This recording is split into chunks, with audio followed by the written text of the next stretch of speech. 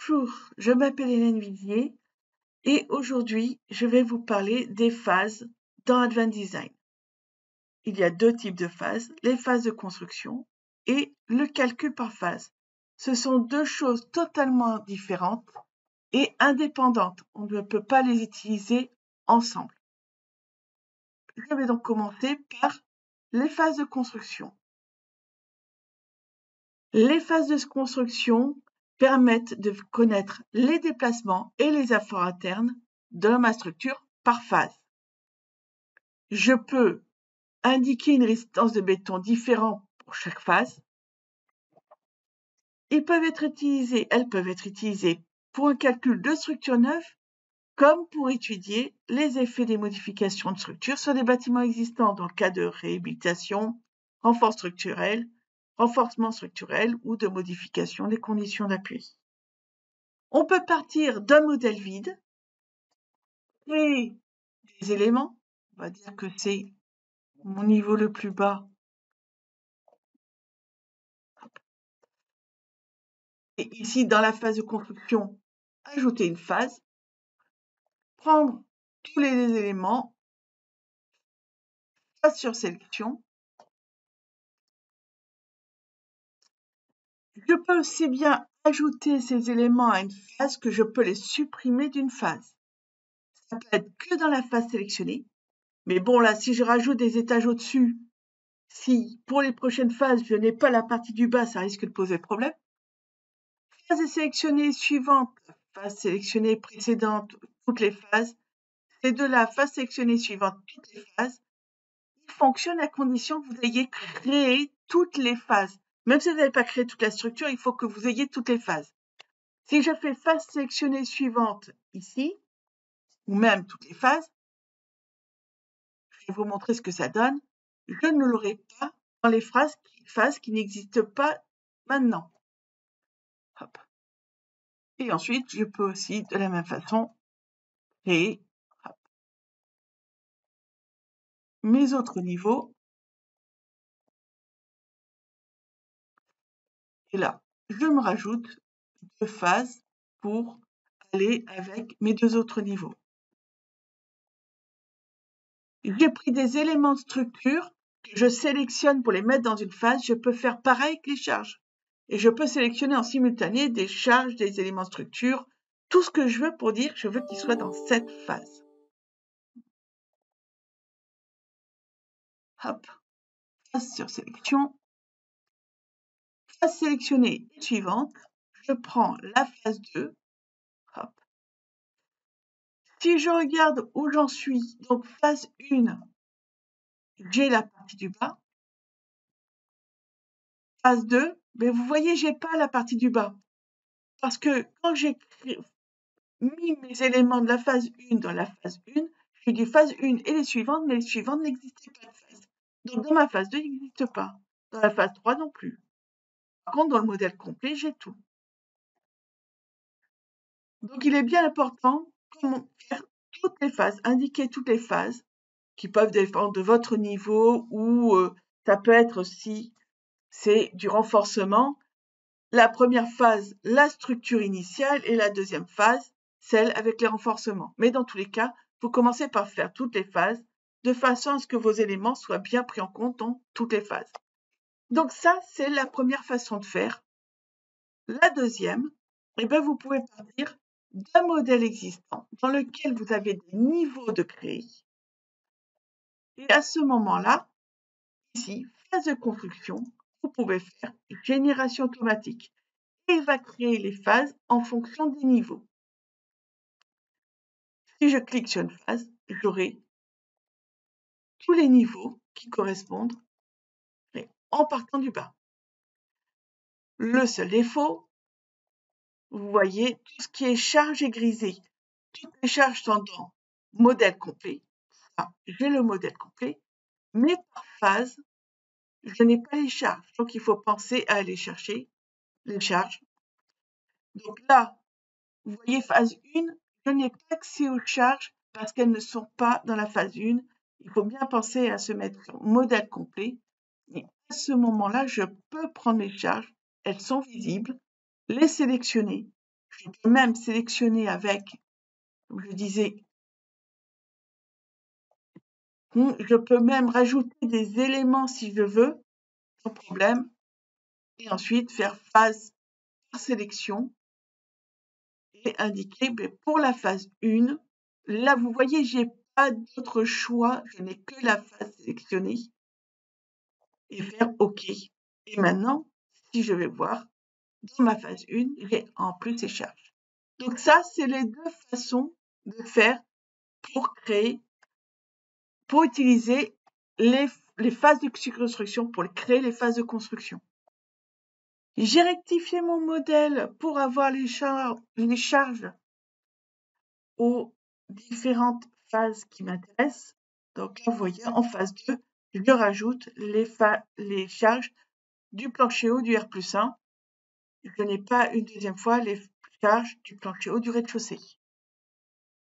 Et ça, jusqu'au modèle complet avec tout le chargement complet.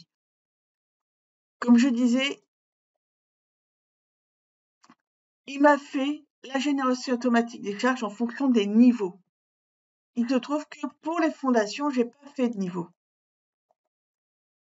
Du coup, je n'ai pas non plus les appuis. Donc, de même, hop, en me mettant sur le modèle complet pour avoir accès à mes appuis, je peux, elle aussi, les rajouter à toutes les phases pour avoir des appuis pour chaque phase. Si vous les avez pas, par exemple, si vous les mettez que en phase 1, ben en phase 2, vous n'aurez pas des appuis, vous aurez une instabilité au calcul. Ça ne marchera pas. Il faut bien penser à mettre les appuis pour toutes les phases. Comme le niveau plus bas doit être aussi pour toutes les phases, et ainsi de suite. Je peux maintenant faire des modifications pour chacune de mes phases. Donc, par exemple, alors, la première chose que je peux modifier, c'est la rigidité du béton en fonction du temps. De base, c'est inactif. Vous pouvez le rendre actif pour qu'il prenne bien en compte que la rigidité du béton varie dans le temps. Donc, quand on coule, quand on monte le deuxième étage, mais le premier étage n'est pas encore à 28 jours. On le fait bien avant. Et en ce moment-là, pour chaque phase, là je suis sur la phase 2, dans les propriétés, j'indique la durée. Pour la phase 1, 7 jours. La phase 2, j'indique la durée de la phase. Et ainsi de suite. Tac. On va dire que c'est un petit immeuble. Et je vais mettre du 7 jours à chaque fois.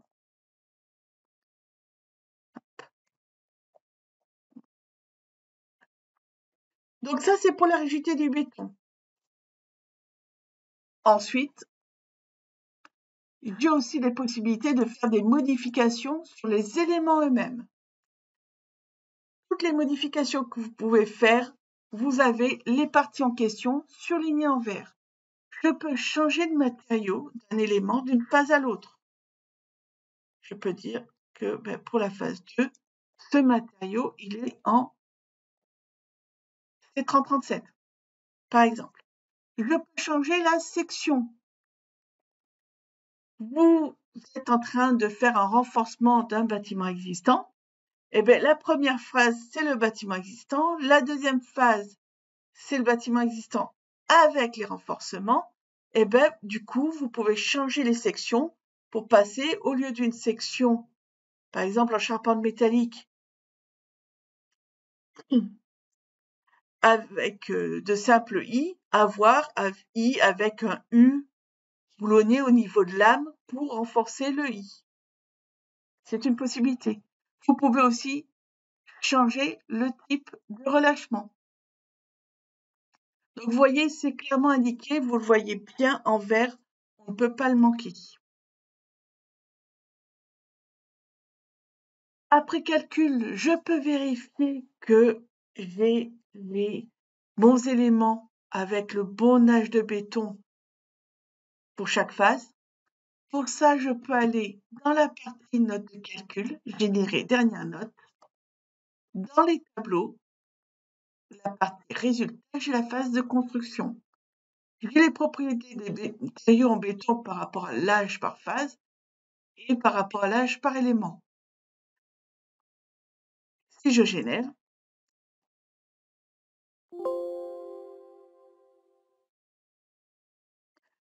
j'ai dans mon filaire, première phase en C2530, là j'ai gardé ce type de matériaux, âge à 7 jours, j'ai le module d'angle et la rigidité transversale, j'ai en fonction de l'âge. Donc on voit bien que les caractéristiques du matériau évoluent en fonction de son âge. Donc pour vous montrer les résultats, la différence entre avec et sans les phases de construction, je pars sur ce petit modèle. Il se trouve que mon modèle est intéressant pour montrer comment on crée les phases de construction. Par contre, vu que les poteaux plombent les uns au-dessus des autres jusqu'au sol, les voiles aussi, on voit les phases de construction n'ont pas vraiment d'intérêt sur ce type de modèle.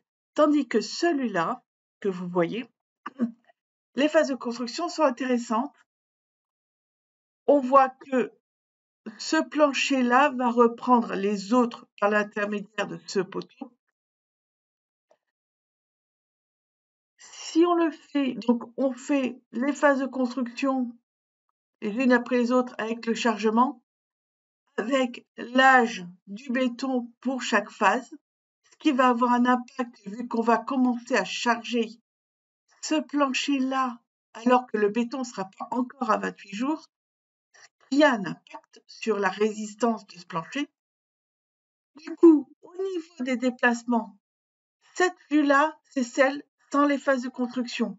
Le logiciel va considérer que chaque plancher va reprendre une partie du chargement, d'où un déplacement de 3,36. Alors qu'en réalité, tout va s'appliquer sur ce plancher-là, qui en plus, au moment de la deuxième phase, aura moins de résistance que si on avait attendu les 28 jours. Ici, l'analyse classique, on considère qu'on charge une fois que tout le bâtiment est fini. On est à 28 jours du dernier coulage, tout est bon. Tandis que ça correspond beaucoup plus à la réalité. Et du coup, on voit qu'on a 7,71 cm de déplacement.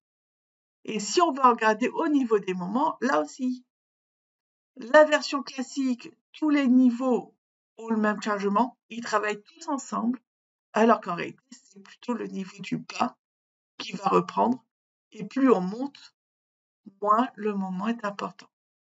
Donc là, on voit bien sur cet exemple l'intérêt des phases de construction. La deuxième partie, le calcul par phase.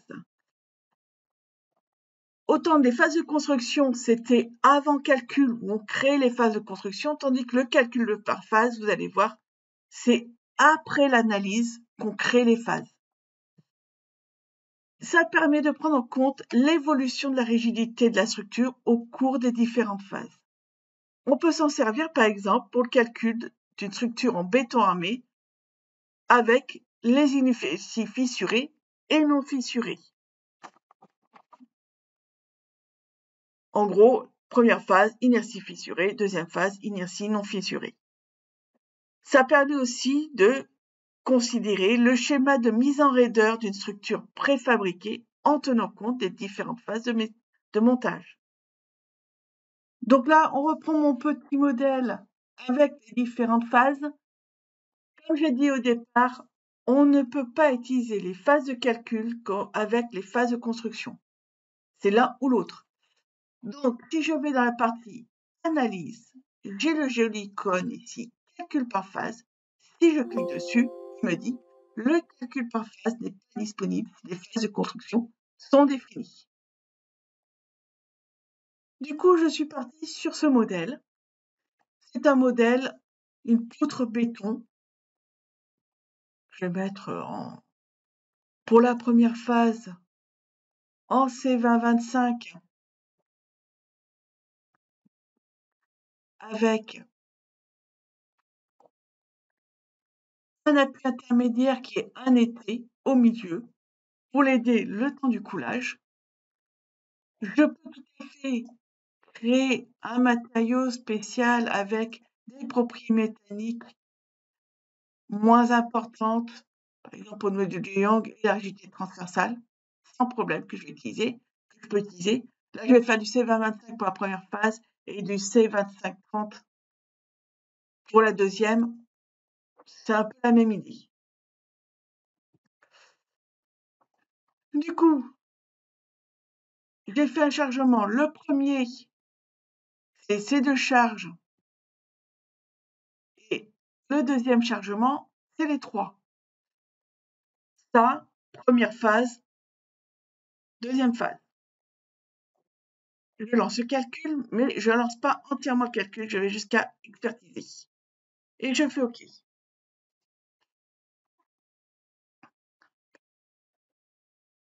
Tout est bon. Je vais dans l'analyse. Mon calcul par phase. Je me crée mes deux phases. Première, premier chargement. Deuxième, deuxième chargement. J'active le calcul par phase.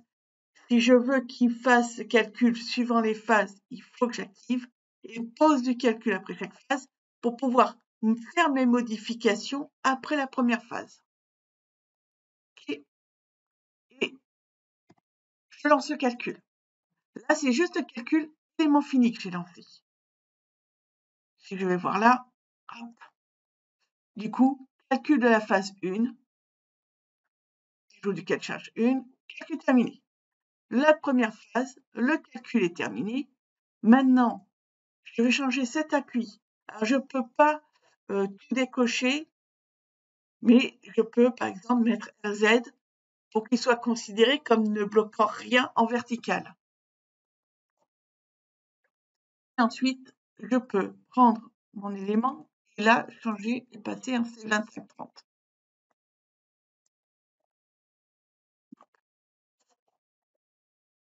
Et je fais entrer et lance le deuxième. Je ne refais surtout pas lancer le calcul.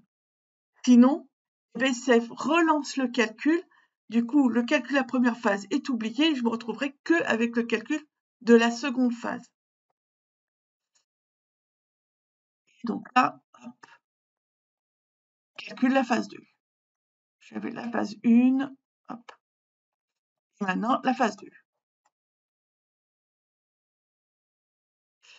Et quand je vais dans les résultats, pour les déplacements, le premier cas de charge permanente, c'est la première phase, où on voit qu'il prend bien en compte mon appui, même si actuellement l'appui que j'ai, vous voyez, c'est juste RZ. Et la deuxième phase,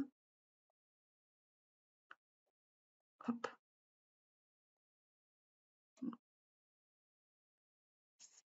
hop, la deuxième phase, oui, le fait d'avoir sectionné l'appui, il n'a pas aimé, où là, du coup, je n'ai plus l'appui du milieu.